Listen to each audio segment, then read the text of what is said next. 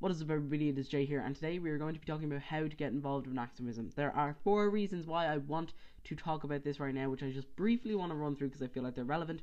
Number 1, last night the George, which is one of only 2 gay bars in Dublin, was homophobically vandalised.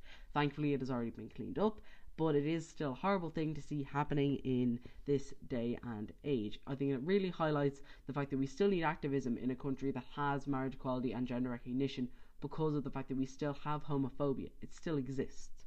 Number 2, the Gay and Lesbian Equality Network has had to shut down due to the fact that they had financial mismanagement, which then meant nobody trusted them, which then meant nobody donated their money, which then meant they couldn't uphold their services anymore. So there will be a bit of a gap in the LGBT organisation space in Ireland. Number 3, Belong To, which is the youth service that I work with a lot for LGBT stuff. They don't have money. They just don't, because their services keep growing, more people keep coming, more people are availing of their services, and more people are getting involved, but they're not receiving any more money in return. So as they keep trying to grow, they're running into the fact they don't have any money and had to make their youth services less frequent as a result of it. They have brought in so much cool new stuff for us, but they do need money, and they can't continue without money. And last but not least, since I came out as trans, I've gotten involved in so much activism, and I've found it really beneficial for me, and I felt really good giving back to the LGBT community and the trans community particularly. And I just wanted to impart on you guys how I felt that I got involved, because I know that when I was not out as trans, I looked at all these people who were really involved in activism, and I was kind of like, how do you get that involved? How do you get there? And I'm just trying to tell you how I did that. So number 1, get involved with a group. As I said, I'm super involved with Belong To.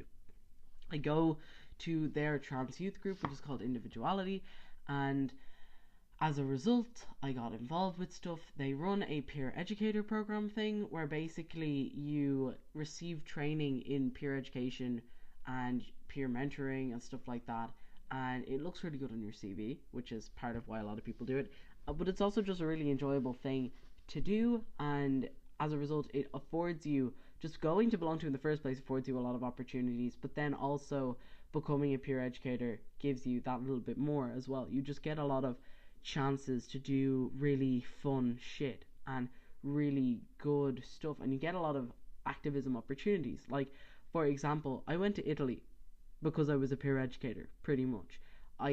We went to the TGEU conference that was on in Italy last year because of Belong To. They brought us. It was amazing, you know? So those kind of opportunities I wouldn't have if I wasn't going to Belong To, but that's definitely not the only way to get involved in activism. So that's why number 2 is about putting yourself out there. If you have a YouTube channel like I do, you're engaging in a form of activism already. If you're making videos about being trans, you know, this is a form of activism. This is just one form of activism that I have in my life. Obviously Belong To is different than this, but this is still a form of activism. I'm still benefiting someone somewhere. Before I had a YouTube channel, before I went to Belong To, I used to do TTSG before I feel like it went all horribly wrong, which is a video for another day. That already exists, link up there. But that kind of online activism on Tumblr was also a form of activism that I was involved with for a really long time, and that I felt was really helpful to a lot of people. And whatever works for you as your way of getting involved with activism is gonna be the best thing you can do.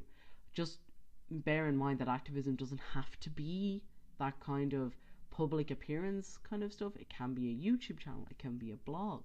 You can be an activist in so many other ways. You can be an activist whose face is never seen. You know, you get to decide how you help, and there's so many ways to help organizations and help with activism.